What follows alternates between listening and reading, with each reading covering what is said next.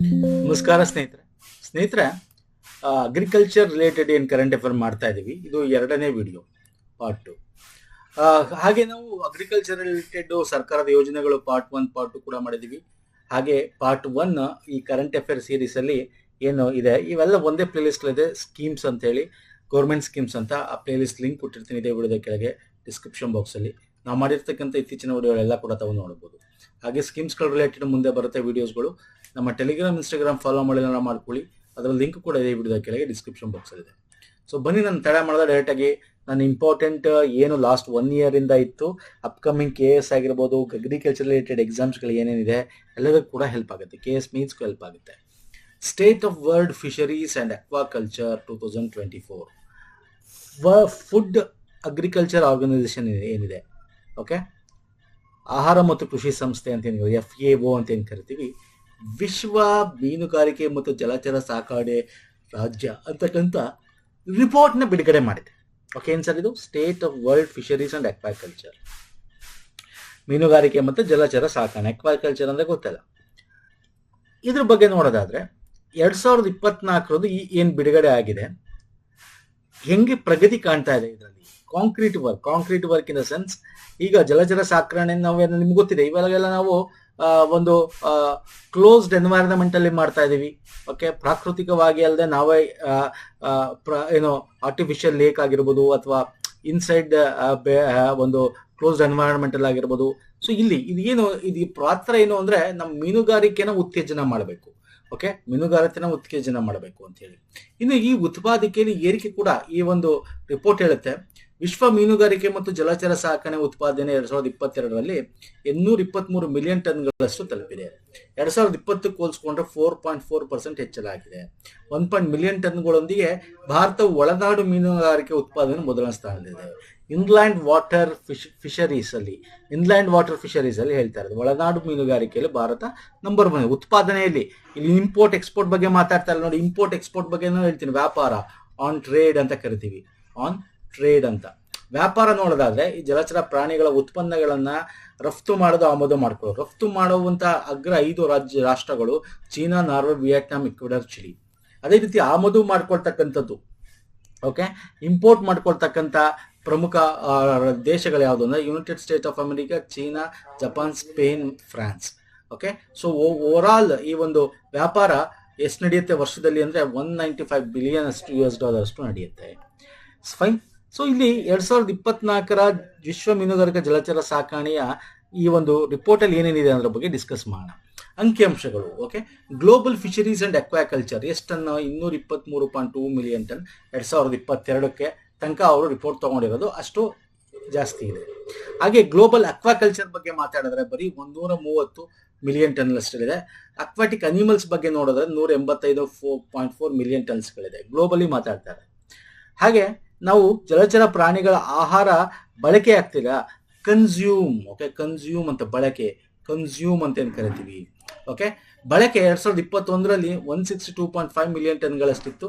ಹಾಗೆ ತಲಾವಾರು, ಒಬ್ಬೊಬ್ರು ತಲೆ ಅಂದ್ರೆ ಒಬ್ಬ ಮನುಷ್ಯಗೆ ಅಂತ ನಾವು ಕ್ಯಾಲ್ಕುಲೇಟ್ ಮಾಡಿದಾಗ ಎಷ್ಟು ಯೂಸ್ ಮಾಡ್ತಾನೆ ವರ್ಷಕ್ಕೆ ಅಂದ್ರೆ 20.6 kg ಅಷ್ಟು ಮೀನಿನ ಉತ್ಪನ್ನಗಳನ್ನ ಯೂಸ್ ಮಾಡ್ತಾ ಇದ್ದಾರೆ ಅಂತ ರಿಪೋರ್ಟ್ ಹೇಳುತ್ತೆ. ಇನ್ನು ಉದ್ಯೋಗಗಳು ಕೂಡ ಈ ಒಂದು ನಮ್ಮ ಭಾರತದಲ್ಲೂ ಕೂಡ ನಿಮ್ಗೆ ಗೊತ್ತಿದೆ, ಮೀನುಗಾರಿಕೆಗೆ ಸಂಬಂಧಪಟ್ಟಂತೆ ನಾವು ಅದಕ್ಕೆ ಇಲ್ಲಿ ನಾವು ರಫ್ತುಗಳಲ್ಲಿ ಜಾಸ್ತಿ ಆಗ್ಬೇಕು, ರಫ್ತಲ್ಲಿ ನಾವು ಅಗ್ರಸ್ಥಾನಕ್ಕೆ ಬರಬೇಕು. ಉತ್ಪಾದನೆ ಆಗ್ತಾ ಇದೆ, ನಮಗೆ ಸಾಕಾಗ್ತಾ ಇಲ್ಲ ಅದು, ಹಂಗಾಗಿ ಅದು ಮಾಡಬೇಕು ಅಂತೇಳಿ ಮೀನುಗಾರಿಕೆ ಸಂಬಂಧಪಟ್ಟಂತೆ ತುಂಬಾ ಪ್ರೋಗ್ರಾಮ್ ಯೋಜನೆಗಳನ್ನ ತಂದಿವೆ ಅಲ್ವಾ. ಇನ್ನು ಪ್ರಾಥಮಿಕ ಉದ್ಯಮ ಅಂತ ಏನ್ ಕರಿತೀವಿ, ಕೃಷಿಯಲ್ಲಿ 6.18% ಅಷ್ಟು ಮಿಲಿಯನ್ ಅಷ್ಟು ಜನರು ತೊಡಸ್ಕೊಂಡಿದ್ದಾರೆ. ಇನ್ನು ವಲಯವಾರು ಅಂತ ನೋಡಿದಾಗ ಮೀನುಗಾರಿಕೆಗೆ 54%, ಜಲಚರ ಸಾಕಣೆ ಅಕ್ವಾಕಲ್ಚರ್ 36%, ಇನ್ನು ಮಿಕ್ಕಿದ್ದು 10%. ಓಕೆ, ಜಸ್ಟ್ ಮೀನುಗಾರಿಕಾ ವಲಯ ಅಂತ ನೋಡಿದಾಗ ಅದನ್ನು ಡಿವೈಡ್ ಮಾಡಿದಾಗ ಎಷ್ಟು ಜನ ಎಲ್ಲೆಲ್ಲಿದ್ದಾರೆ ಅಂತಕ್ಕಂಥದ್ದು. ಇನ್ನು ಪ್ರದೇಶವಾರು ನೋಡಿದಾಗ ನಾವು ಉದ್ಯೋಗ 85% ಅಷ್ಟು ಮೀನುಗಾರಿಕೆಯಲ್ಲಿ ಏಷ್ಯಾದಲ್ಲಿ ನೋಡ್ಬೋದು, 10% ಆಫ್ರಿಕಾದಲ್ಲಿ ನೋಡ್ಬೋದು, ಲ್ಯಾಟಿನ್ ಅಮೆರಿಕಾ ಮತ್ತು ಕೆರಿಬಿಯನ್ 4%, ಯುರೋಪ್, ಓಷಿಯನಿಯಾ, ಉತ್ತರ ಅಮೆರಿಕಾ ಸೇರಿ 1% ಜನ ಜಗತ್ತಿನಾದ್ಯಂತ ನಾವು ಇಷ್ಟು 100 ಜನ ಇದ್ದಾರೆ ಅಂದ್ರೆ 85 ಜನ ಏಷ್ಯಾದಲ್ಲೇ ಸಿಗ್ತಾರೆ ಅಂತ ಅರ್ಥ. ಅಂದ್ರೆ ಏಷ್ಯಾದಲ್ಲಿ ಇರೋದ್ರಲ್ಲಿ 85% ಇದೇ ಮಾಡ್ತಾ ಇದ್ದಾರೆ ಅಂತಲ್ಲ ಅರ್ಥ. ಓವರ್ ಆಲ್ ವರ್ಲ್ಡ್ ಅಲ್ಲಿ ಉದ್ಯೋಗ ನೋಡಿದ್ರೆ ಈಗ 100 ಜನ ಮೀನುಗಾರಿಕೆ ಮಾಡ್ತಾ ಇದ್ದಾರೆ ಅಂದ್ರೆ ಅದ್ರಲ್ಲಿ 85 ಜನ ಏಷ್ಯಾದಲ್ಲೇ ಸಿಗ್ತಾರೆ ಅಂತ ಅರ್ಥ ಆಗ್ತಿದೆಯಲ್ಲ. ಇದ್ರ ಬಗ್ಗೆ ಹೇಳುತ್ತೆ. ಫೈನ್. ಸೊ ನೆಕ್ಸ್ಟ್ ಬರ್ತೀನಿ ಸರ್, ನ್ಯಾಷನಲ್ ಗೋಪಾಲ್ ರತ್ನ ಅವಾರ್ಡ್ ಅಂತ. ಸಿಂಪಲ್ ಕ್ವಶನ್ಸ್ ಬರುತ್ತೆ ಸ್ನೇಹಿತರೆ. ಇವೆಲ್ಲ ನಿಮಗೆ ಜಿಕೆಗಳಲ್ಲೂ ಬರ್ಬೋದು, ಯಾವುದೇ ಗ್ರೂಪ್ ಇಲ್ಲೂ ಕೇಳ್ಬೋದು. ಓಕೆ, ಪಶುಸಂಗೋಪನೆ ಮತ್ತು ಹೈನುಗಾರಿಕೆ ಇಲಾಖೆ ರಾಷ್ಟ್ರೀಯ ಗೋಪಾಲ್ ಮಿಷನ್ ಅಡಿಯಲ್ಲಿ ಪ್ರತಿಷ್ಠಿತ ರಾಷ್ಟ್ರೀಯ ಗೋಪಾಲ್ ರತ್ನ ಪ್ರಶಸ್ತಿ ಇದು 2024 ನವೆಂಬರ್ ಅಲ್ಲಿ ಘೋಷಣೆ ಮಾಡ್ತಾರೆ. ಯಾವುದು? ನ್ಯಾಷನಲ್ ಗೋಪಾಲ್ ರತ್ನ ಅವಾರ್ಡ್ ಅಂತ. ರಾಷ್ಟ್ರೀಯ ಗೋಪಾಲ್ ರತ್ನ ಪ್ರಶಸ್ತಿ 2021ರಲ್ಲಿ ಸ್ಥಾಪನೆ ಮಾಡಲಾಗುತ್ತೆ. ಲೈಫ್ ಸ್ಟಾಕ್ಸ್ ಅಂಡ್ ಡೈರಿ ವಲಯ ಅಂತ ಏನ್ ಕರಿತೀವಿ, ಜಾನುವಾರು ಮತ್ತು ಡೈರಿ ವಲಯದ ಅತ್ಯುನ್ನತ ರಾಷ್ಟ್ರೀಯ ಗೌರವಗಳಲ್ಲಿ ಇದು ಒಂದಾಗಿದೆ. ಸ್ಥಳೀಯ ಜಾನುವಾರುಗಳ ಸಾಕಣೆ, ಡೈರಿ ಉತ್ಪಾದನೆ, ಕೃತಕ ಗರ್ಭಧಾರಣೆ ಗಮನಾರ್ಹವಾಗಿ ಕೊಡುಗೆ ನೀಡ್ತಕ್ಕಂಥವ್ರು. ಅಂದ್ರೆ ಇದು 3 ವಿಭಾಗಗಳನ್ನ ತಗೋತಾರೆ. ಒಂದು ಏನು ಆನ್ ಡೈರಿ ಫಾರ್ಮಿಂಗ್ ಬಗ್ಗೆ, ಅತ್ಯುತ್ತಮ ಡೈರಿ ಫಾರ್ಮರ್, ಹೈನುಗಾರ ಮಾಡೋರಿಗೆ ಒಬ್ಬರಿಗೆ, ಓಕೆ, ಅದು ದನ ಎಮ್ಮೆ ತಳಿ ಯಾವ್ದಾರಾಗಿರ್ಬೋದು. ಅತ್ಯುತ್ತಮ ಕೃತಕ ಗರ್ಭ, ಆರ್ಟಿಫಿಷಿಯಲ್ ಇನ್ಸಿಮಿನೇಷನ್ ಅಂತ ಏನ್ ಕರಿತೀವಿ, ಟೆಕ್ನಾಲಜಿ ಅಂತ ಒಂದು ಇದ್ರಲ್ಲಿ ಕೆಲಸ ಮಾಡ್ತಿರ್ತಂಥವ್ರಿಗೆ ಪ್ರಶಸ್ತಿ ಅತ್ಯುತ್ತಮವಾಗಿ ಯಾರು ಮಾಡಿದ್ದಾರೆ ಅವರು ಆ ವರ್ಷದಲ್ಲಿ.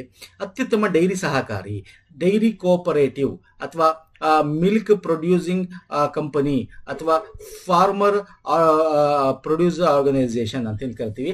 ಈ ಒಂದು ಸಂಘಗಳಂತ ಒಂದಷ್ಟು ಜನ ಸೇರಿ ಮಾಡಿಕೊಂಡಿರ್ತಾರಲ್ಲ, ಇದರಲ್ಲಿ ಅತ್ಯಂತ ಹೆಚ್ಚು ಚೆನ್ನಾಗಿ ಯಾರು ಮಾಡಿದ್ದಾರೆ ಅಂತವ್ರಿಗೆ ಈ 3 ಕ್ಯಾಟಗರಿಯಲ್ಲಿ ಪ್ರಶಸ್ತಿ ಕೊಡ್ತಾರೆ. ಈ ಪ್ರಶಸ್ತಿ ಯಾರಿಗೆ ಸಿಕ್ಕಿದೆ ಅದನ್ನ ನೋಡೋಕ್ಕಿಂತ ಮುಂಚೆ ರಾಷ್ಟ್ರೀಯ ಗೋಕುಲ್ ಮಿಷನ್ ಅಂದ್ರೆ ಏನು ಅಂತ ಗೊತ್ತಾಗಬೇಕು. ನಿಮ್ಗೆ ಯಾವಾಗ ಸ್ಥಾಪನೆ ಆಯಿತು, ವಾಟ್ ಇಸ್ ದ ಪರ್ಪಸ್ ಅಂತ. ಗೋಕುಲ್ ಗ್ರಾಮ ಎಲ್ಲ ಕೇಳಿರ್ತೀರಾ ನೀವು. ಡಿಸೆಂಬರ್ 2014ರಲ್ಲಿ ಇದನ್ನ ಪ್ರಾರಂಭಿಸಲಾಗುತ್ತೆ. ಗೋತಳಿ ಅಭಿವೃದ್ಧಿ ಮತ್ತೆ ಅದರ ಸಂರಕ್ಷಣೆ ಮಾಡೋದ್ರ ಮೇನ್ ಗುರಿ, ಮತ್ತೆ ಅದ್ರ ಜೊತೆಗೆ ಉತ್ಪಾದನೆ, ಅದರ ಹಾಲಿನ ಪ್ರಾಡಕ್ಟ್ಸ್ ಗಳನ್ನ, ಹಾಲು ಉತ್ಪಾದನೆ ಮತ್ತು ಉತ್ಪಾದಕರನ್ನ ಹೆಚ್ಚಿಸುವುದು ಇದು ಪ್ರಮುಖ ಗುರಿ. ಹೈನುಗಾರಿಕೆಯಲ್ಲಿ ಹೆಚ್ಚು ಇಳುವರಿ, ಲಾಭದಾಯಕವನ್ನು ಹೆಚ್ಚಿಸಬೇಕು. ಎಸ್ಪೆಷಲಿ ಈಗ ಹೈನುಗಾರಿಕೆ ಮನೆ ಹತ್ರ ಎಲ್ಲ ಮಾಡ್ಬೋದು, ಹಳ್ಳಿಗಳೆಲ್ಲ ಮಾಡ್ಬೋದು. ಇದರಲ್ಲಿ ಮಹಿಳೆಯರನ್ನ ಹಾಗೆ ಪ್ರಯೋಜನ ಕೊಡಬೇಕು, ಮಹಿಳೆಯರು ಇದ್ರಲ್ಲಿ ಬರಬೇಕು, ಅವರು ಒಂದಷ್ಟು ದುಡ್ಡು ಸಂಪಾದನೆ ಮಾಡಬೇಕು. ಓಕೆ, ಅವರು ಕೂಡ ಸಬಲೀಕರಣ ಮಾಡಬೇಕು ಅನ್ನೋದು ಕೂಡ ಇದೆ. ಓಕೆ, ಅದು ವೆರಿ ಇಂಪಾರ್ಟೆಂಟ್ ಪಾಯಿಂಟ್. ಇನ್ನು ಗೋಕುಲ್ ಗ್ರಾಮಗಳನ್ನು ಸ್ಥಾಪಿಸುವುದು.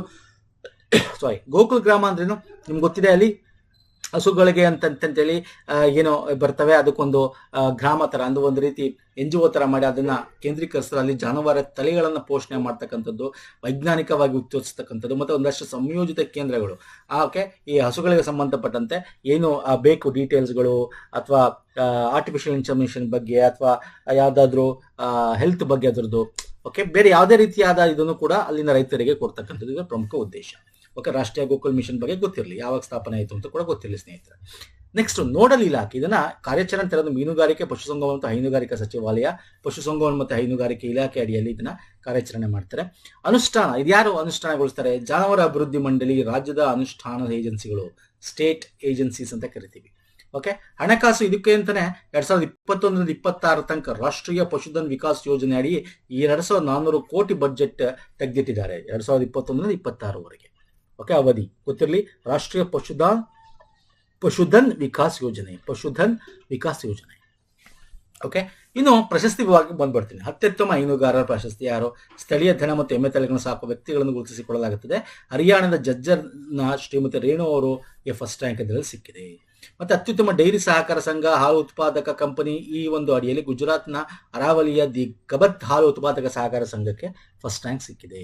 ಓಕೆ, ಹಾಗೆ ಉತ್ತಮ ಕೃತಕ ಗರ್ಭಧಾರಣೆ ತಂತ್ರಜ್ಞಾನ, ಆರ್ಟಿಫಿಷಿಯಲ್ ಇನ್ಸಮಿನೇಷನ್ ಟೆಕ್ನಾಲಜಿ, ಒಡಿಶಾದ ಸುಬ್ರಹ್ಮಣ್ಯಪುರದ ಶ್ರೀ ಭಾಸ್ಕರ್ ಪ್ರಧಾನ್ ಅವರಿಗೆ ಮೊದಲನೇ ರ್ಯಾಂಕ್ ಸಿಕ್ಕಿದೆ. ಇಲ್ಲಿ ಮೊದಲನೇ ರ್ಯಾಂಕ್ ಬಗ್ಗೆ ಮಾತಾಡ್ತಾ ಇದ್ದೀನಿ. ಇಲ್ಲಿ ಹೆಂಗ್ ಕೊಡ್ತಾರೆ ಅಂದ್ರೆ ಫಸ್ಟ್, ಸೆಕೆಂಡ್, ಥರ್ಡ್ ಪ್ರೈಸ್ ಅಂತಾನು ಕೂಡ ಕೊಡ್ತಾರೆ. ಮೆರಿಟ್ ಆರ್ಡರ್ ಮೇಲೆ ಅವ್ರಿಗೆ ಪ್ರಮಾಣ ಪತ್ರನೂ ಇರುತ್ತೆ, ದುಡ್ಡು ಇರುತ್ತೆ. ಫಸ್ಟ್ ಪ್ರೈಸ್ ಅವ್ರಿಗೆ 5 ಲಕ್ಷ, ಸೆಕೆಂಡ್ ಪ್ರೈಸ್ ಅವ್ರಿಗೆ 3 ಲಕ್ಷ, ಥರ್ಡ್ ಪ್ರೈಸ್ ಅವ್ರಿಗೆ 2 ಲಕ್ಷ ಬಹುಮಾನ ಇರುತ್ತೆ. ಇದ್ರ ಜೊತೆಗೆ ಈಗ ಹೊಸದಾಗಿ ಇನ್ನೊಂದು ಮಾಡಿದ್ರೆ ಈ 2024ರಿಂದ ಸ್ನೇಹಿತರೆ, ನಾರ್ತ್ ಈಸ್ಟ್ ರೀಜನ್ಗೆ ಅಂತಾನೆ ಸಪರೇಟ್ ಆಗಿ ಈ ಒಂದು ಏನು ಕೊಡ್ತಾರಲ್ಲ ಈ ಕ್ಯಾಟಗರಿ ಎಲ್ಲನೂ ಕೂಡ ನಾರ್ತ್ ಈಸ್ಟ್ ರೀಜನ್ಗೆ ಅಂತ ಸಪರೇಟ್ ಮಾಡಿದ್ದಾರೆ. ಉದ್ದೇಶ ಏನು? ಅಲ್ಲಿ ಹೈನುಗಾರಿಕೆ, ಜಾನುವಾರುಗಳ ಚಟುವಟಿಕೆಗಳನ್ನು ಉತ್ತೇಜನ ಕೊಡಲು.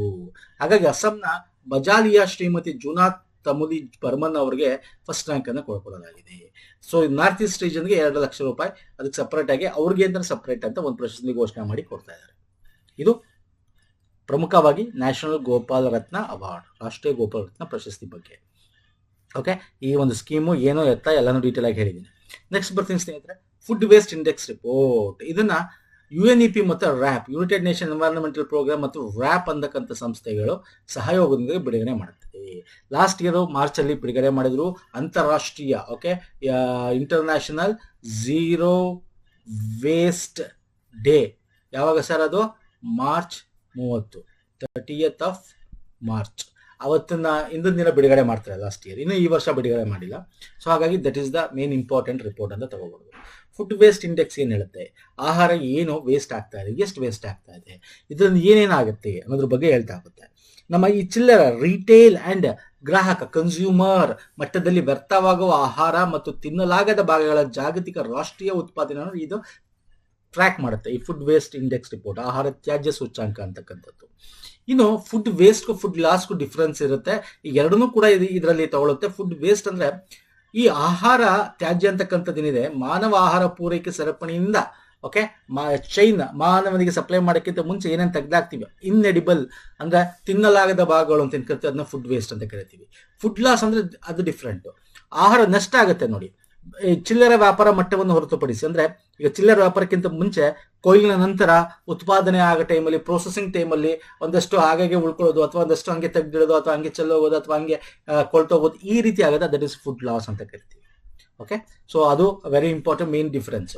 ನಾನು ಇದನ್ನ ಹೇಳಿದೆ, ಫುಡ್ ವೇಸ್ಟ್ ಇಂಡೆಕ್ಸ್ ಅಂತಕ್ಕಂಥದ್ದು ಜಾಗತಿಕವಾಗಿ ರಾಷ್ಟ್ರೀಯ ಮಟ್ಟದಲ್ಲಿ ವ್ಯರ್ಥವ ಆಹಾರ ತಿನ್ನಲಾದ ಭಾಗಗಳ ಮೇಲ್ವಿಚಾರಣೆ ಮಾಡುತ್ತೆ.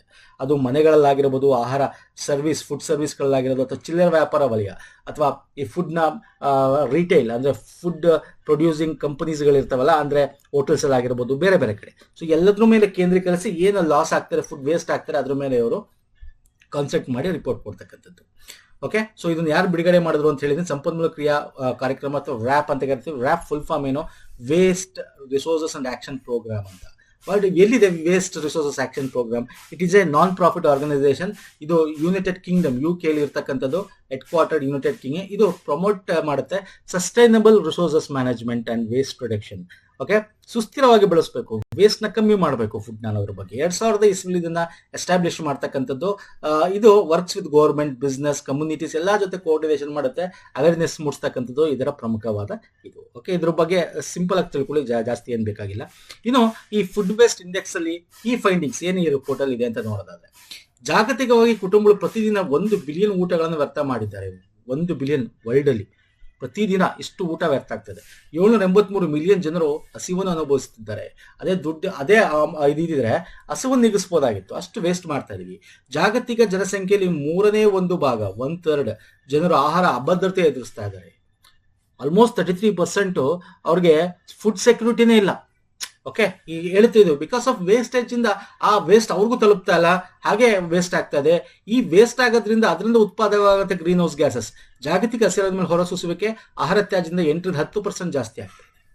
ಓಕೆ, ಅಸಮರ್ಪಕ, ಇವೆಲ್ಲ ಏನಕ್ಕೆ ಅಸಮರ್ಪಕ ಶೀತಲ ಶೇಖರಣಾ ವ್ಯವಸ್ಥೆ, ಕೋಲ್ಡ್ ಸ್ಟೋರೇಜ್ ಕರೆಕ್ಟ್ ಆಗಿರೋದು, ಎಸ್ಪೆಷಲಿ ಹಾಟ್ ನೇಷನ್ಸ್ ಅಂತ ಕರಿತೀವಿ, ಬಿಸಿ ದೇಶಗಳು ನೇಷನ್ಸ್ ಅಂತ ಕರಿತೀವಿ, ಅಲ್ಲಿ ಆಹಾರ ತ್ಯಾಜ್ಯಗಳು ವೇಸ್ಟ್ ತುಂಬಾ ಜಾಸ್ತಿ ಆಗ್ತಾ ಇದೆ ಸ್ನೇಹಿತರೆ. ಅಂದ್ರೆ ನಮ್ಮ ಈ ಒಂದು ಭಾರತದಲ್ಲಾಗಿರ್ಬೋದು, ಈ ಸಮಪಾಚಕ ವೃತ್ತ ಆಸುಪಾಸುಗಳಲ್ಲಾಗಿರ್ಬೋದು, ಓಕೆ, ಅಲ್ಲಿ ಇದು ಆಗ್ತಾ ಇದೆ. ಇನ್ನೂ ಒಂದಷ್ಟು ಕಡಿಮೆ ಮತ್ತೆ ಮಧ್ಯಮ ಆದಾಯದ ರಾಷ್ಟ್ರಗಳಲ್ಲಿ ಇದನ್ನ ಸಂಗ್ರಹ ಮಾಡಲು ಕೊರತೆ ಆಗಿದೆ, ಅಂದ್ರೆ ಇನ್ಫಾರ್ಮೇಶನ್ಸ್, ಬಟ್ ಸ್ಟಿಲ್ ಇದು ಓವರ್ ಆಲ್ ಆವರೇಜ್ ಆಗಿ ತಗೊಂಡು ಹೇಳ್ತಾ ಇದೆ. ಇನ್ನು ಜಾಗತಿಕ ಆರ್ಥಿಕತೆ ಮೇಲೆ ಆಹಾರ ನಷ್ಟ ತ್ಯಾಜ್ಯ ಪ್ರಭಾವ 1 ಟ್ರಿಲಿಯನ್ ಅಂತ ಅಂದಾಜು ಮಾಡಲಾಗಿದೆ. ಓಕೆ, ಇದು ವೆರಿ ಇಂಪಾರ್ಟೆಂಟ್. ಯಾಕೆ ಇಂಪಾರ್ಟೆಂಟ್ ಗೊತ್ತಾ? ನಮ್ಮ SDG ಗೋಲ್ 12 ಅಲ್ಲಿ ಬರುತ್ತೆ, 0.3 ಟಾರ್ಗೆಟ್ ಇದೆ ನಮ್ಮ 2030 ಏನಿದೆ ಫುಡ್ ಲಾಸ್ ಇಂಡೆಕ್ಸ್ ಅಲ್ಲಿ ಹೇಳುತ್ತದು. ಇದು ಫುಡ್ ಲಾಸಸ್ ನ 12.3.1 ಅಲ್ಲಿ ಎಲ್ಲಿ ಸಬ್ ಕ್ಲಾಸ್ ಅಲ್ಲಿ ಫುಡ್ ಲಾಸಸ್ ಅಟ್ ಪ್ರೊಡಕ್ಷನ್ ಮತ್ತೆ ಸಪ್ಲೈ ಚೈನ್ ಲೆವೆಲ್ ಅಲ್ಲಿ ಕಮ್ಮಿ ಮಾಡಬೇಕು ಅನ್ನೋದು ಫುಡ್ ಆರ್ಗನೈಸೇಷನ್, ಅಗ್ರಿಕಲ್ಚರ್ ಆರ್ಗನೈಸೇಷನ್ ಒಂದು ಟಾರ್ಗೆಟ್ ಇದೆ. SDG ಗೋಲ್ ವೆರಿ ಇಂಪಾರ್ಟೆಂಟ್, ನಮ್ಗೆ ಗೊತ್ತಿದೆ 2030 ಅಚೀವ್ ಮಾಡಬೇಕು. ಹಾಗೆ ನಮ್ಮ ಟಾರ್ಗೆಟ್ ಎಷ್ಟಿದೆ ಅಂದ್ರೆ 50% of waste per capital in food waste ಆಗ್ತಾ ಇದೆ, ಅದನ್ನ ಕಮ್ಮಿ ಮಾಡಬೇಕು ಅಂತಕ್ಕಂಥದ್ದು. ಸೊ ಇದು ವೆರಿ ಇಂಪಾರ್ಟೆಂಟ್. ಇನ್ನು ನಾನು ಇನ್ನು ಇಂಪಾರ್ಟೆಂಟ್ ವಿಷಯಗಳನ್ನ ಹೇಳ್ತಾ ಹೋಗ್ತೀನಿ. 2024 ರಿಪೋರ್ಟ್ ಬಂದಿದ್ದು, 22 ರಿಪೋರ್ಟ್ ಕೊಡುತ್ತೆ. 19 ಆಗಿದ್ದು, ಅದಾದ್ಮೇಲೆ 22 ಆಗ್ತಾ ಇರ್ತಕ್ಕಂಥದ್ದು. ಓಕೆ, 2-3 ವರ್ಷಕ್ಕೆ ಒಂದ್ಸಲ ಮಾಡ್ತಾರೆ. ಈಗ ಇಲ್ಲಿ 22 ರಿಪೋರ್ಟ್ ಅಲ್ಲಿ ಏನಿದೆ, ಇಲ್ಲಿ ನೋಡಿ 79 kg. Okay, global annual per capital food wastage at house hold level. Okay, global annual ವರ್ಷಕ್ಕೆ 79 kg ಒಬ್ಬರಿಗೆ ಫುಡ್ ಲಾಸ್ ಆಗ್ತಾ ಇದೆ. ಅದೇ 19ರಲ್ಲಿ 74 ಇತ್ತು, ಇನ್ನು ಜಾಸ್ತಿ ಆಗಿದೆ ಈ ಒಂದು ರೀಸೆಂಟ್ ರಿಪೋರ್ಟ್ ಅಲ್ಲಿ. ಹಂಗೆ ಮನೆಗಳಲ್ಲಿ ಕೂಡ ನೋಡೋದಾದ್ರೆ ಪರ್ಸೆಂಟೇಜ್ ನೋಡಿ, 61% ಮನೆಗಳ ಹೌಸ್ ಹೋಲ್ಡ್ಸ್ಗಳಲ್ಲಿ. ಫುಡ್ ಸರ್ವಿಸ್ಗಳು, ಆಹಾರ ಸೇವೆಗಳಲ್ಲಿ ಏನು ಕೊಡ್ತಾರೆ ಅಲ್ಲಿ ಕಮ್ಮಿ ಇದೆ, ಬಟ್ ಮನೆಗಳಲ್ಲಿ ಸ್ವಲ್ಪ ಜಾಸ್ತಿ ಆಗಿದೆ. ರೀಟೇಲ್, ಯಾಕಂದ್ರೆ ಇವರು ಅವೇರ್ನೆಸ್ ಮೂಡಿಸಿದ್ರಿಂದ ಅವರು ಫುಡ್ ವೇಸ್ಟ್ ಆಗೋದು ಕಮ್ಮಿ ಮಾಡ್ತಾರೆ. ಅಲ್ಲಿಂದ ವೇಸ್ಟ್ ಆಗೋದನ್ನ ಬೇರೆ ಬೇರೆ ಆಗದಿರಂಗ್ ನೋಡ್ಕೋತಾರೆ ಫುಡ್ ಸರ್ವಿಸ್ಗಳಲ್ಲಿ. ಮತ್ತೆ ಬೇರೆ ಬೇರೆ ಎಲ್ಲಾರು ಯಾರಿಗಾರು ದಾನ ಕೊಡಬೇಕಾ ಅಥವಾ NGO ಕೊಡಬೇಕಾ ಅಥವಾ ಅನಾಥಾಶ್ರಮ, ಅದನ್ನ ನೋಡ್ಕೋತಾರೆ. ರೀಟೇಲ್ ಲೆವೆಲ್ ಅಲ್ಲಿ ಕೂಡ ಜಾಸ್ತಿ ಆಗಿದೆ 1%. ಹಂಗೆ ಇಲ್ಲಿ ದೇಶಗಳಲ್ಲಿ ಕೂಡ ಕೊಟ್ಟಿದೆ ಎಷ್ಟೆಷ್ಟು ಜಾಸ್ತಿ ಆಗಿದೆ ಅಂತ ಹೇಳಿ ನೋಡ್ಕೋಬಹುದು.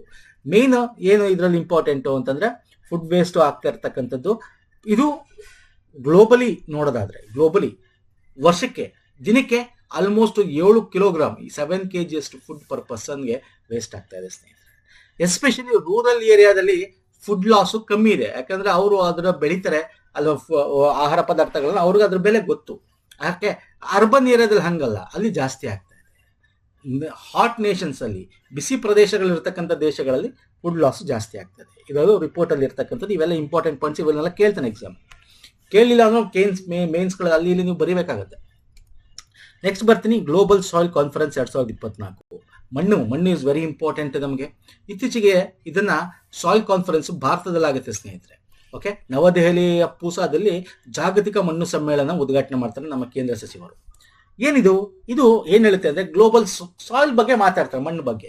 ಸುಸ್ಥಿರ ನಿರ್ವಹಣೆ ಆಗಬೇಕು, ಮಣ್ಣಿನ ಫಲವತ್ತತೆ ಹೆಚ್ಚಿಸಬೇಕು, ಅದ್ರ ಕಡೆ ಅಂತಾರಾಷ್ಟ್ರೀಯ ಮಟ್ಟದಲ್ಲಿ ಗಮನ ಸೆಳೆಯೋದು, ಮತ್ತೆ ರಾಷ್ಟ್ರೀಯ ಮಟ್ಟದಲ್ಲಿ ಒಂದಷ್ಟು ಪಾಲಿಸಿಗಳು ಮಾಡ್ಕೊಳ್ಳೋದು, ಇದ್ರ ಬಗ್ಗೆ ಮಾತಾಡ್ತಾ ಹೋಗ್ತಾರೆ. ಇದನ್ನ ಯಾರು ಆರ್ಗನೈಸ್ ಮಾಡಿದ್ದು ಇಲ್ಲಿ? Indian Society of Soil Science New Delhi with International Union of Soil Science Italy in collaboration with Indian Council of Agriculture Research ICAR ಅಂತ ಕರಿತೀವಲ್ಲ ಅವರು, ಮತ್ತೆ National Academy of Agriculture Science, ಇಷ್ಟು ಜನ ಸೇರಿ ಕೊಲಾಬರೇಷನ್ ಅಲ್ಲಿ ಈ ಕಾನ್ಫರೆನ್ಸ್ ನ ಮಾಡ್ತಾರೆ. Theme important. ಒಂದೊಂದ್ಸಲ ಜಿಕೆಗಳಲ್ಲಿ ನಿಮಗೆ ಥೀಮ್ ಕೇಳ್ತಾನೆ. ಗ್ಲೋಬಲ್ ಸಾಯಿಲ್ ಕಾನ್ಫರೆನ್ಸ್ ಎಲ್ಲಿ ನಡೀತು? ನವದೆಹಲಿ ಪೂಸಾದಲ್ಲಿ ನಡೀತು. ಅದರ ಥೀಮ್ ಏನು ಅದು ಗೊತ್ತಿರಬೇಕು. Caring soil beyond food security, climate change mitigation, ecosystem services ಅಂತ. ಏನ್ sir? Caring soils beyond food security, climate change mitigation and ecosystem services ಅಂತಕ್ಕಂಥದ್ದು. ಓಕೆ, ಅದು ಕನ್ನಡದಲ್ಲಿ ಕೊಟ್ಟಿದ್ದೀನಿ ನೋಡಿ ಇಲ್ಲಿ. ಆಹಾರ ಭದ್ರತೆ ಮೀರಿ ಮಣ್ಣಿನ ಆರೈಕೆ, ಹವಾಮಾನ ಬದಲಾವಣೆ ತಗ್ಗಿಸುವಿಕೆ ಮತ್ತು ಪರಿಸರ ವ್ಯವಸ್ಥೆಗಳಲ್ಲಿ ಸೇವೆಗಳು ಅಂತಕ್ಕಂಥದ್ದು ಅದರ ಒಂದು ಥೀಮ್. ಇನ್ನು ಭಾರತದ ಮಣ್ಣಲ್ಲಿ ಸುಮಾರು 30% ಮಣ್ಣು ಸವೆತ ಆಗಿದೆ. ಲವಣಾಂಶ, ಮಾಲಿನ್ಯ ಮತ್ತೆ ಸಾವಯವ ಇಂಗಾಲದ ಮಟ್ಟದಲ್ಲಿ ಕುಸಿತ, ಹೀಗಾಗಿ ಮಣ್ಣು ಅವನತಿಯಲ್ಲಿ ಹೋಗಿದೆ. ಹಾಗಾಗಿ ಸುಸ್ಥಿರವಾಗಿ ಬಳಸಬೇಕಾಗುತ್ತೆ. ಲಾಭದಾಯಕ ಕೃಷಿ ನೋಡಬೇಕು ಅಂತಂದ್ರೆ ಸಸ್ಟೈನಬಲ್ ಆಗಿ ಮಣ್ಣಿನ ಪ್ರೊಟೆಕ್ಷನ್ ಕೂಡ ಮಾಡಬೇಕಾಗತ್ತೆ. ಯಾಕಂದ್ರೆ ಇದು ಕೂಡ SDG ಗೋಲಲ್ಲಿ ಬರುತ್ತೆ ನಮಗೆ. ವಿಶ್ವಸಂಸ್ಥೆ ಸುಸ್ಥಿರ ಅಭಿವೃದ್ಧಿ ಗುರಿ 15ರಲ್ಲಿ ಬರುತ್ತೆ ಸ್ನೇಹಿತರೆ. ಅದರ ಅನುಗುಣವಾಗಿ ಮಣ್ಣನ್ನ ನಾವು ರಕ್ಷಣೆ ಮಾಡಬೇಕು. 2030 ಟಾರ್ಗೆಟ್ ಇದೆ. ಈ ಉದ್ದೇಶ ಇಷ್ಟೇ. ಈ ಒಂದು ಕಾನ್ಫರೆನ್ಸ್ ನಡೀತಕ್ಕಂಥ ಉದ್ದೇಶ ಏನು? ಮಣ್ಣಿನ ಫಲವತ್ತತೆ, ಸ್ಥಿತಿಸ್ಥಾಪಕತೆ ಸುಧಾರಿಸಲು ಏನ್ ಮಾಡಬೇಕು? ರೈತ ಕೇಂದ್ರಿತ ಪರಿಹಾರಗಳನ್ನು ಉತ್ತೇಜಿಸಬೇಕು. ಹವಾಮಾನ ತಗ್ಗಿಸುವಿಕೆ ತಂತ್ರಗಳು, ಜಾಗತಿಕ ಸುಸ್ಥಿರ ಗುರಿಗಳೊಂದಿಗೆ ಮಣ್ಣಿನ ಆರೋಗ್ಯನ ಉಪಕ್ರಮಗಳನ್ನು ಜೋಡಿಸ್ತಕ್ಕಂಥದ್ದು. ಅಂದ್ರೆ ಮಣ್ಣಿನ ಆರೋಗ್ಯ ಕೂಡ ನಮ್ಮ ಜಾಗತಿಕ ಹವಾಮಾನ ವೆರಿ ಇಂಪಾರ್ಟೆಂಟ್. ಓಕೆ, ನಾವು ಏನು ಗ್ಲೋಬಲ್ ಒಂದು ಹವಾಮಾನಕ್ಕೆ ಅಟ್ಮಾಸ್ಫಿಯರ್ ಅಲ್ಲಿ ಏನೇನು ಚೇಂಜಸ್ ಆಗ್ತಾ ಇದೆಯಲ್ಲ ಅದನ್ನ ಕಮ್ಮಿ ಮಾಡಿದ್ರೆ ಮಣ್ಣನ್ನು ಕೂಡ ರಕ್ಷಣೆ ಮಾಡಬಹುದು ಅಂತ. ಮತ್ತೆ ನೀರಿನ ಚಕ್ರ ಅದನ್ನ ನಿಯಂತ್ರಿಸಬೇಕು ನಾವು, ವಾಟರ್ ಸೈಕಲ್. ಆಗ ಮಣ್ಣಿನಲ್ಲಿ ಹೀರ್ಕೊಳ್ತಕ್ಕಂಥದ್ದು, ಅಲ್ಲಿರ್ತಕ್ಕಂಥ ಸಾವಯವಗಳನ್ನ ರಕ್ಷಣೆ ಮಾಡತಕ್ಕಂಥದ್ದು, ಅದರ ಪವರ್ಗಳನ್ನ ಹೆಚ್ಚಿಸಬಹುದು ಅಂತ. ಇನ್ನು ಭಾರತದ ಮಣ್ಣಿನ ಆರೋಗ್ಯದ ಬಗ್ಗೆ ಕಳವಳ ಏನಿದೆ, ಮಣ್ಣಿನ ಆರೋಗ್ಯ ಸ್ಥಿತಿಯನ್ನು ಅದು ಗೊತ್ತಿರಬೇಕಾಗುತ್ತೆ. KS ಮೇನ್ಸ್ಗೆಲ್ಲ ನಿಮಗೆ ಬೇರೆ ಬೇರೆ ಎಸ್ಸೆಗಳಲ್ಲಿ ಬೇರೆ ಬೇರೆ ಕಡೆ ನೀವು ಈ ಪಾಯಿಂಟ್ಸ್ಗಳನ್ನ ಯುಟಿಲೈಸ್ ಮಾಡ್ಕೋಬಹುದು. ಮಣ್ಣಿನ ಅವನತಿ ಇದೆ, ಯಾಕಂದ್ರೆ ನಾವು ಸುಸ್ಥಿರ ಕೃಷಿ ಅಭಿವೃದ್ಧಿಗಳು ಮಾಡ್ತಾ ಇಲ್ಲ. ಓಕೆ, ಹಾಗಾಗಿ ಭಾರತ 1/3 ಹೆಚ್ಚು ಭೂಮಿ ಅವನತಿಯ ಅಪಾಯದಲ್ಲಿದೆ. ಮಣ್ಣಿನ ಸವೆತತೆ ಮತ್ತೆ ಫಲವತ್ತತೆಯ ನಷ್ಟ. ಮಣ್ಣು ಹೆಕ್ಟೇರು 15.35 ಟನ್ ಅಷ್ಟು ಕಳೆದುಕೊಳ್ತಾ ಇದೆ ವಾರ್ಷಿಕವಾಗಿ. ಯಾಕೆ? ಇದು ಬೆಳೆ ಉತ್ಪಾದಕತೆಯನ್ನು ಕಡಿಮೆ ಮಾಡುತ್ತೆ. ಇದರಿಂದ ಮಳೆಯಾಶ್ರಿತ ಬೆಳೆಗಳ ನಷ್ಟಕ್ಕೆ ಕಾರಣ ಆಗುತ್ತೆ. ಮಣ್ಣಿನ ಸವೆತಕ್ಕೆ ಬಿಕಾಸ್ ಆಫ್ ನಾವು ಮಣ್ಣಿನ ಸವೆತ ಯಾವ್ದ್ರಿಂದ ಆಗ್ತದೆ? ನಾವು ಏನೇನು ರಕ್ಷಣೆ ಮಾಡಬೇಕು, ಮರಗಳು ಬೆಳೆಸಬೇಕು, ಫಾರೆಸ್ಟೇಷನ್ ಮಾಡಬೇಕು, ಅವೆಲ್ಲ ನಾವು ಮಾಡ್ತಾ ಇಲ್ಲ. ಪ್ರವಾಹ ಬರ್ತದೆ, ಬರ ಬರುತ್ತೆ, ಎಲ್ಲ ಕಡೆ ಕಾರಣಗಳಿಂದ ಕೂಡ ವಾರ್ಷಿಕವಾಗಿ 1-2% ಅಷ್ಟು ನಷ್ಟ ಆಗ್ತಾ ಇದೆ. ಇನ್ನು ಮಣ್ಣಿನ ಲವಣಾಂಶ, ಸಲನಿಟಿ ಅಂತೂ ತುಂಬಾ ಕಮ್ಮಿ ಇದೆ. ಹಾಗಾಗಿ ಒಳನುಸುಳುವಿಕೆ, ಹೀರಿಕೊಳ್ಳುವಿಕೆ ಸಾಮರ್ಥ್ಯ ನಮ್ಮ ಮಣ್ಣಿನಲ್ಲಿ ಇಲ್ಲ. ಇದರಿಂದ ಬೆಳೆ ಉತ್ಪಾದಕತೆಯನ್ನು, ಅದರ ಒಂದು ಔಟ್ಪುಟ್ ನಮಗೆ ಬರ್ತಾ ಇಲ್ಲ. ಕಡಿಮೆ ಸಾವಯವ ಅಂಶ ಇದೆ. ಪೋಷಕಾಂಶ ಮಟ್ಟಗಳು ಕೂಡ ಭಾರತದ ಮಣ್ಣಿನಲ್ಲಿ ಕಡಿಮೆ ಇದೆ. ಓಕೆ, ಹಾಗೆ ಭಾರತದ ಮಣ್ಣಿನಲ್ಲಿ 70% ಆಲ್ಕಲೈನ್ ಮತ್ತೆ ಅಸಿಡಿಕ್ ಆಮ್ಲೀಯತೆ ಮತ್ತೆ ಕ್ಷಾರೀಯತೆ ಜಾಸ್ತಿ ಇದೆ. ಅಂದ್ರೆ ಅದರಿಂದ ಮಣ್ಣು ಬಳಲ್ತಿದೆ. ಹಾಗಾಗಿ ಪೋಷಕಾಂಶ ಚಕ್ರಕ್ಕೆ ಅಡ್ಡಿಪಡಿಸ್ತಾ ಇದೆ. ಇವೆಲ್ಲ ಕಾರಣಗಳನ್ನು ಮರುಭೂಮೀಕರಣ, ಸಾವಯವ ಪದಾರ್ಥಗಳು, ಪೋಷಕಾಂಶಗಳ ಅಂಶ, ತೇವಾಂಶ ಧಾರಣ ಕಡಿಮೆ ಮಾಡುವ ಮೂಲಕ ಮಣ್ಣಿನ ಅವನತಿಗೆ ಕಾರಣ ಆಗ್ತದೆ. ಡಿಫಾರೆಸ್ಟ್ ಆ ಮರುಭೂಮೀಕರಣಕ್ಕೆ ಇದು ಎಡೆ ಮಾಡಿಕೊಡ್ತಾ ಇದೆ. ಸೊ ಇದು ಭಾರತದ ಮಣ್ಣಿನಲ್ಲಿ ಇರ್ತಕ್ಕಂಥ ಕಳವಳಗಳು ನಾವು ನೋಡಬಹುದು. ಇನ್ನು world largest grain storage plan ಇನ್ ಕೋಆಪರೇಟಿವ್ ಸೆಕ್ಟರ್ ಅಲ್ಲಿ ಭಾರತದ ಪ್ರಧಾನಮಂತ್ರಿಗಳು ಘೋಷಣೆ ಮಾಡಿದ್ದಾರೆ, ಪ್ರಾರಂಭಿಸಿದ್ದಾರೆ. ಕಂಟೆಕ್ಸ್ಟ್ ಏನು ನ್ಯೂಸು? ಭಾರತ ಪ್ರಧಾನಮಂತ್ರಿಗಳು ಸಹಕಾರ ವಲಯದಲ್ಲಿ ವಿಶ್ವ ಅತಿ ದೊಡ್ಡ ಧಾನ್ಯ ಸಂಗ್ರಹಣಾ ಯೋಜನೆಯನ್ನು ಪ್ರಾರಂಭಿಸಿದ್ದಾರೆ. ಸಹಕಾರ ವಲಯ ಅಂತ ತಕ್ಷಣ ಈಗ ಏನೇನು, ಎಸ್ಪೆಷಲಿ ಉತ್ತರ ಪ್ರದೇಶ, ಮಧ್ಯಪ್ರದೇಶ, ತಮಿಳುನಾಡು, ತ್ರಿಪುರ, ಉತ್ತರಾಖಂಡ, ರಾಜಸ್ಥಾನ, ಮಹಾರಾಷ್ಟ್ರ, ಅಸ್ಸಾಂ, ಗುಜರಾತ್, ಕರ್ನಾಟಕ, ತೆಲಂಗಾಣ ಸೇರಿದಂತೆ 11 ರಾಜ್ಯಗಳಲ್ಲಿ ಪ್ರಾಥಮಿಕ ಕೃಷಿ ಸಾಲ ಸಂಘಗಳ ಮೂಲಕ ಈ ಒಂದು ಕೋಆಪರೇಟಿವ್ ಸೆಕ್ಟರ್ ಅಲ್ಲಿ ಸ್ಟೋರೇಜ್ ಲಾರ್ಜೆಸ್ಟ್ ಸ್ಟೋರೇಜ್ ವರ್ಲ್ಡ್ ಅಲ್ಲಿ ನಾವು ಫುಡ್ ನ ಸ್ಟೋರೇಜ್ ಮಾಡಬೇಕು ಅಂತೇಳಿ ತರ್ತಿರ್ತಕ್ಕಂಥದ್ದು. 2027 ಅದರ ದೂರದೃಷ್ಟಿ ವಿಷನ್ ನೋಡೋದಾದ್ರೆ 2027 ಮೊದಲು ಪೂರ್ಣ ಸಂಗ್ರಹ ಸಾಮರ್ಥ್ಯ ದೇಶಾದ್ಯಂತ ಎಲ್ಲ ನಾವು ಕೋಆಪರೇಟಿವ್ ಲೆವೆಲ್ ನಮಗೆ ಫುಡ್ ಸ್ಟೋರೇಜ್ ಇರಬೇಕು ಅಂತಕ್ಕಂಥದ್ದು. ಇದನ್ನ ನ್ಯಾಷನಲ್ ಕೋಆಪರೇಟಿವ್ ಡೆವಲಪ್ಮೆಂಟ್ ಕಾರ್ಪೊರೇಷನ್ ಮತ್ತೆ NABARD food corporation of India ಮತ್ತೆ ನಬಾರ್ಡ್ ಕನ್ಸಲ್ಟೆನ್ಸಿ ಸರ್ವಿಸಸ್ಗಳು ಆಗಿರ್ಬೋದು, ನ್ಯಾಷನಲ್ ಬಿಲ್ಡಿಂಗ್ ಕನ್ಸ್ಟ್ರಕ್ಷನ್ ಆಗಿರ್ಬೋದು, ಸ್ಟೇಟ್ಸ್ ಯೂನಿಟರಿ ಸಹಯೋಗದೊಂದಿಗೆ ಇದನ್ನ ಇಂಪ್ಲಿಮೆಂಟ್ ಮಾಡ್ತಾ ಇರ್ತಕ್ಕಂಥದ್ದು. ಇದೇನ್ ಪ್ರಮುಖ ಉದ್ದೇಶ ಅದೇ ಹೇಳಿದ್ನಲ್ಲ, ಫುಡ್ 2027 ದೇಶಾದ್ಯಂತ ಎಲ್ಲ ಕಡೆ ಇರಬೇಕು ಅಂತಕ್ಕಂಥದ್ದು. ವಿಶ್ವ ಅತಿ ದೊಡ್ಡ ಧಾನ್ಯ ಸಂಗ್ರಹಣಾ ಯೋಜನೆ ಬಗ್ಗೆ ನಾವು ನೋಡೋದಾದ್ರೆ ಫಾಸ್ಟ್ ಮೂವಿಂಗ್ ಕನ್ಸ್ಯೂಮರ್ ಗೂಡ್ಸ್ ಅಂತ ಏನ್ ಕರಿತೀವಿ ನಾವು, ಫಾಸ್ಟ್ ಮೂವಿಂಗ್ ಆಗ್ತಕ್ಕಂಥದ್ದು, ಆಗಾಗ ಖರ್ಚಾಗ್ತಾ ಇರತ್ತೆ, ಬೇಗ ಯುಟಿಲೈಸ್ ಮಾಡ್ತೀವಿ ಅಂತದನ್ನ ಬೇಗನ ಇನ್ನೂ ಹೆಚ್ಚಿಸಬೇಕು, ಉದ್ಯಮದಲ್ಲಿ ಕ್ರಾಂತಿಯನ್ನು ಮಾಡಬೇಕು ಈ ಒಂದು ಸಂಗ್ರಹಣೆಯಿಂದ, ಅಲ್ಲೇ ಸಿಗ್ಬೇಕು ನಮ್ಗೆ. ಓಕೆ, ಮತ್ತೆ ರೇಟ್ಸ್ಗಳು ಜಾಸ್ತಿ ಆಗುವಂಥದ್ದು ಆದಾಗ ಎಲ್ಲೋ ಬೇರೆ ಕಡೆಯಿಂದ ಎಲ್ಲಿ ಕಮ್ಮಿ ಇರುತ್ತೆ ಅಲ್ಲಿಂದ ತರಿಸ್ಕೊಳ್ಳೋದು ಅವೆಲ್ಲ ಆಗಬಾರ್ದು, ಅಲ್ಲಲ್ಲೇ ಇರಬೇಕು ಶೇಖರಣೆಗಳು. ಓಕೆ, ನಬಾರ್ಡ್ 2 ಕೋಟಿವರೆಗೆ ಯೋಜನೆಗೆ ಆಲ್ಟರ್ನೇಟಿವ್ ಇನ್ವೆಸ್ಟ್ಮೆಂಟ್ ಫಂಡ್ ಅಂತ ಅಡಿಯಲ್ಲಿ 3% ಬಡ್ಡಿ ಸಬ್ಸಿಡಿ ಸೇರಿದಂತೆ 1% ಬಡ್ಡಿ ದರದಲ್ಲಿ ಪ್ರೈಮರಿ ಅಗ್ರಿಕಲ್ಚರ್ ಕೋಆಪರೇಟಿವ್ ಆಗಿ ದುಡ್ಡು ಕೊಡ್ತಾ ಇದ್ದಾರೆ. ಈ ದುಡ್ಡು ಇಟ್ಕೊಂಡು ಅವರು ಸಂಗ್ರಹಣೆ ಕೂಡ ಮಾಡ್ಕೋಬಹುದು, ರೈತರಿಂದ ತಗೊಂಡು ಇಟ್ಕೋಬಹುದು. ಓಕೆ, ಯೋಜನೆ ಹೊಣೆಗಾರಿಕೆ ಮತ್ತು ಸುಗಮ ಪರಿಣಾಮಕಾರಿಯಾಗಿ ಪಾರದರ್ಶಕ ಅನುಷ್ಠಾನ ಖಚಿತಪಡಿಸಲು ಅಂತರ್ ಸಚಿವಾಲಯ ಸಮಿತಿಯನ್ನು ರಚಿಸಲಾಗಿದೆ. ಇಂಟರ್ ಮಿನಿಸ್ಟ್ರಿಯಲ್ ಕಮಿಟಿನ ಮಾಡಲಾಗಿದೆ. ಹಾಗೆ ನ್ಯಾಷನಲ್ ಲೆವೆಲ್ ಕೋಆರ್ಡಿನೇಷನ್ ಕಮಿಟಿ ಕೂಡ ಮಾಡಲಾಗಿದೆ. ಮತ್ತೆ ಇದನ್ನ ರಾಜ್ಯ ಮಟ್ಟದಲ್ಲಿ ರಾಜ್ಯ ಸಹಕಾರಿ ಸಮೃದ್ಧಿ ನಿಗಮ ಸಮಿತಿಗಳು, ಸ್ಟೇಟ್ ಕೋಆಪರೇಟಿವ್ ಡೆವಲಪ್ಮೆಂಟ್ ಕಮಿಟಿ ಆಗಿರ್ಬೋದು, ಮತ್ತೆ ಹಾಗೆ ಜಿಲ್ಲೆಯಲ್ಲಿ ಜಿಲ್ಲಾ ಸಹಕಾರಿ ಅಭಿವೃದ್ಧಿ ಸಮಿತಿಗಳು, ಡಿಸ್ಟ್ರಿಕ್ಟ್ ಕೋಆಪರೇಟಿವ್ ಡೆವಲಪ್ಮೆಂಟ್ ಕಮಿಟಿ ಸಹ ಕೂಡ ರಚನೆ ಮಾಡಲಾಗಿದೆ. ಅಂದ್ರೆ ಎಲ್ಲಾ ಕಡೆ ಸ್ಟೇಟ್ ಲೆವೆಲ್ ಆಗಬೇಕು, ನ್ಯಾಷನಲ್ ಲೆವೆಲ್ ಆಗಬೇಕು, ಡಿಸ್ಟ್ರಿಕ್ಟ್ ಲೆವೆಲ್ ಕೂಡ ಇದನ್ನ ಮೇಲ್ವಿಚಾರಣೆ ಮಾಡಬೇಕು, ಕೋಆರ್ಡಿನೇಷನ್ ಮಾಡಬೇಕು. ಇದರಿಂದ ವರ್ಲ್ಡ್ ಅತಿ ದೊಡ್ಡ ಸ್ಟೋರೇಜ್ ಪ್ಲಾನ್ ಕೋಆಪರೇಟಿವ್ ಸೆಕ್ಟರ್ ಅಲ್ಲಿ ಮಾಡಬೇಕು ಅಂತಕ್ಕಂಥದ್ದು. ಓಕೆ, ಇನ್ನೂ ಇದೆ ತುಂಬಾ ಸ್ನೇಹಿತರೆ, ಇನ್ನು ಮುಂದೆ ಇದೆ, ನಾನು ಮುಂದೆ ಡಿಸ್ಕಸ್ ಮಾಡ್ತೀನಿ ಅದನ್ನೆಲ್ಲ. ಇವತ್ತಿಗೆ ಇಲ್ಲಿಗೆ ಮುಗಿಸ್ತಾ ಇದ್ದೀನಿ. ಇಷ್ಟ ಆಗಿದೆ ಅನ್ಕೋತೀನಿ, ಲೈಕ್ ಮಾಡಿ, ಶೇರ್ ಮಾಡಿ. ಇನ್ನು ಬೆಳೆಗಳಿಗೆ ಸಂಬಂಧಪಟ್ಟಂತೆ ಕರೆಂಟ್ ಅಫೇರ್ಸ್ಗಳಿದೆ. ಇದು ನಾನು ನಾರ್ಮಲ್ ಕರೆಂಟ್ ಅಫೇರ್ಸ್ಗಳು, ಪರ್ಟಿಕ್ಯುಲರ್ ಒಂದೊಂದು ಬೆಳೆಗೆ ಕರೆಂಟ್ ಅಫೇರ್ಸ್ಗಳು, ಒಂದೊಂದು ಏನಾರು ಇದ್ದ ಸುದ್ದಿಯಲ್ಲಿ ಇರ್ತಕ್ಕಂಥದ್ದು ಅಂಥದ್ದು ಕೂಡ ಇದೆ.